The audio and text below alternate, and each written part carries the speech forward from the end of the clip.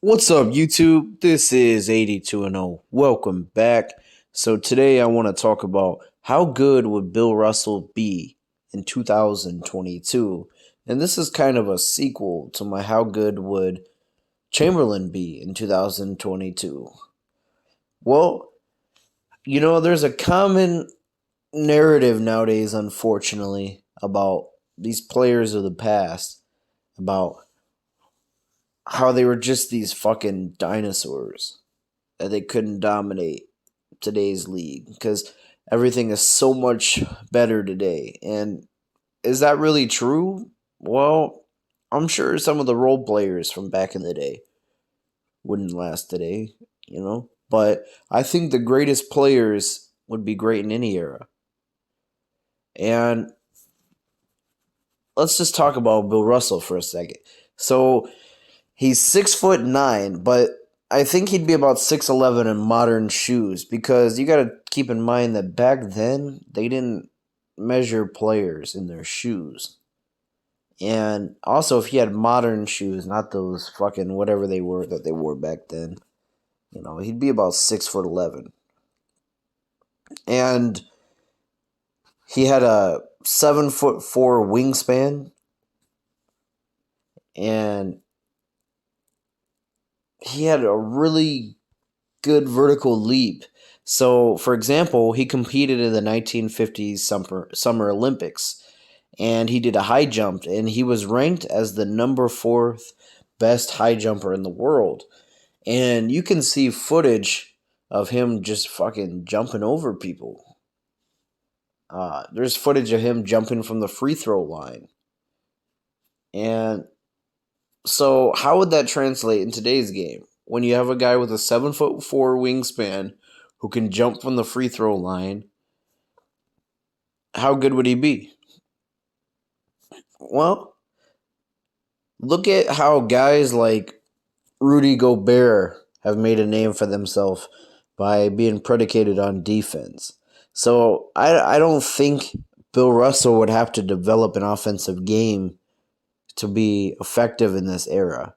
Because, even a little bit before this era, Ben Wallace established himself. He wasn't an offensive player. I don't think you really need to establish yourself as an offensive threat. I mean, you have to at least be decent. But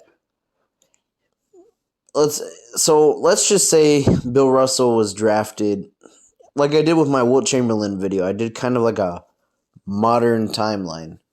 So let's say Bill Russell was born in 1934, right? Let's say, for the sake of argument, he was born in 1984, right? And let's say for a second he was drafted in 2006 rather than 1956. And let's say his career went until 2019 instead of 1969. How many? Well, you can't really predict how many championships he'd win or anything like that. But how good would he be? Well, the thing about Bill Russell is stats don't tell the whole story. It was his leadership, it was his killer instinct. He was considered to be the greatest team player ever, is what Red Auerbach said.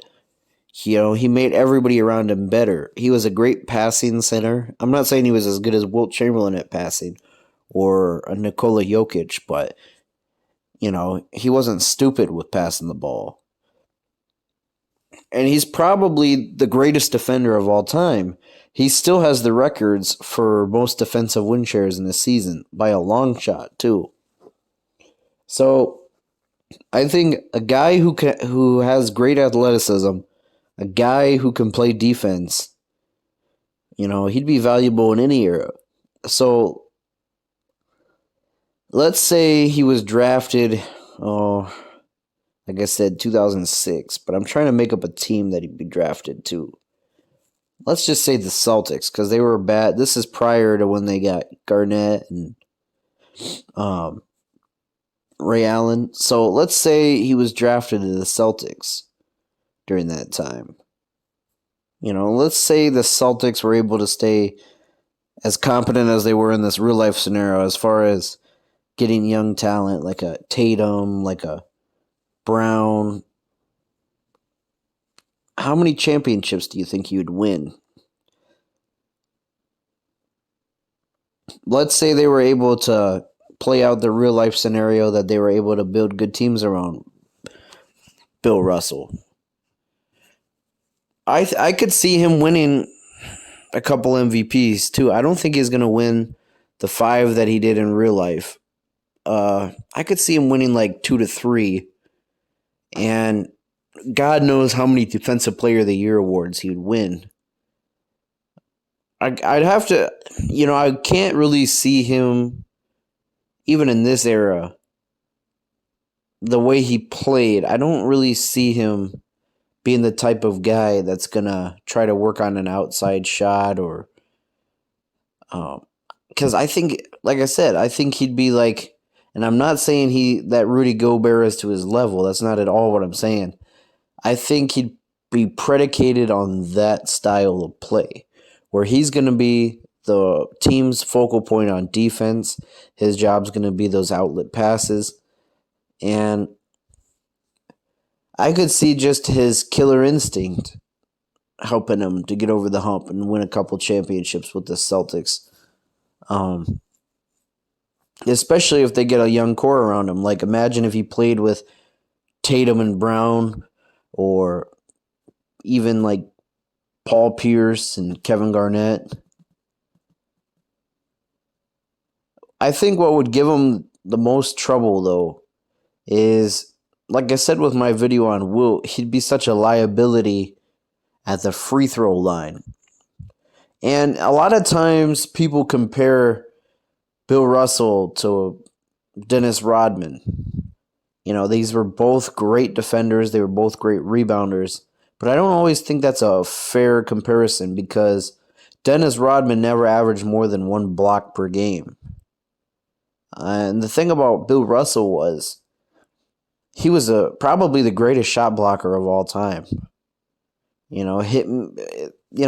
him, Nate Thurman, Wilt Chamberlain, they all have a case, but I think Russell is probably the greatest shot blocker of all time. So I think in this era, right, like being drafted in like that 2006, like I said, I could see him during that time period from like 2006 to like around 2012. I could see him putting up like anywhere from 12 to 14 points per game. Realistically, I think he would average like 13 to 16 rebounds per game and 2 to 3 blocks. But I think as we get into more of the 3-point revolution era, like later 2010s, I could see his rebounding numbers going up, because as we all know, the more 3-point shots you take, the more high rebounds are. What I mean by that is when the shot goes off the rim, it goes up pretty high. And Russell could jump really freaking high. I could see him diving for all those rebounds, kind of like a Dennis Rodman. But I could see Russell, putting up, I'm being honest when I say this, I could see him putting up to 18 rebounds per game. I don't think he's going to average 20. I'd say about 18. I could see him getting as high as 3 to 4 blocks per game, too. And I think, given the advancements in the modern era, I could see his shooting percentages being better, because he had pretty bad shooting percentages when he played, even for his era as a center. I could see his shooting averages being somewhere at like 48 to 51% field goal shooting. And I think he would win. I think he would win 2 MVPs. I could see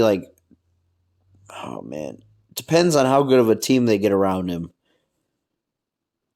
I could see him winning like four championships, maybe 5. Because we saw LeBron James go to 8 finals in a row from 2011 to 2018.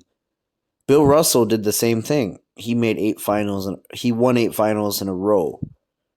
Do you think if he had a good supporting cast around him all through the 2010s, do you think he would have been able to make 8 finals in a row, let alone win 8 in a row?